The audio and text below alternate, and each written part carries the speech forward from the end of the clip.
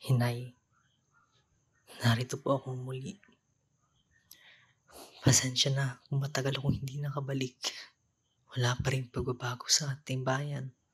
Ang mga mahihirap ay inaapi pa rin.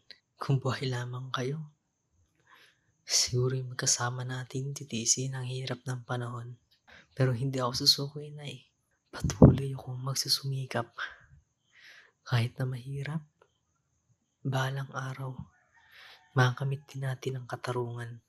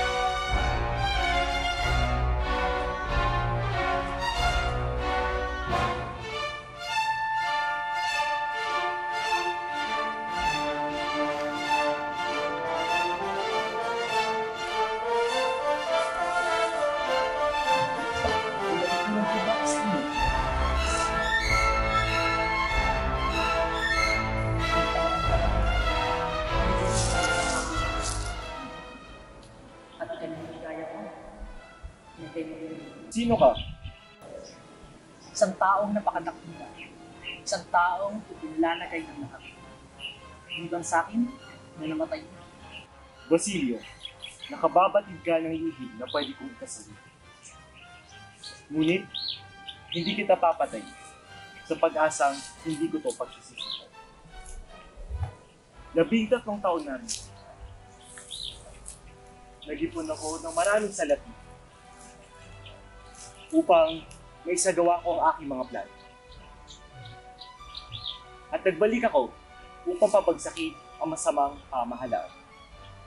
Pabilisin ang pagbagsak kahit na magdulot ito at magdanak ng maraming lupa. Isang kabataan na walang karanasan at hangarin. Hinihiling ninyo ang wikang Kastila, ngunit ano ang inyong magiging hangarin? Ano ang inyong magiging mapapala upang mas lalong hindi tayo magkain? Hindi, no.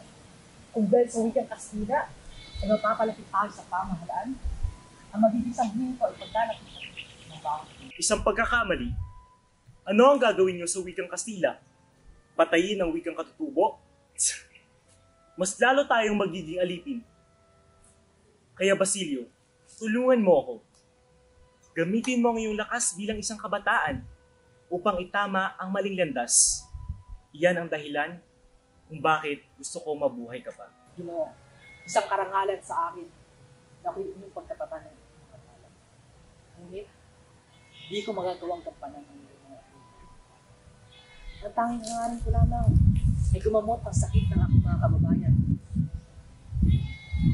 Kahit na hindi ka payag sa hinihintay kong pag-asa. Sa araw na magbago ang iyong paniniwala, pumunta ka lang at hanapin mo ako sa aking tahanan sa Eskwalta at paglilingkuran kita.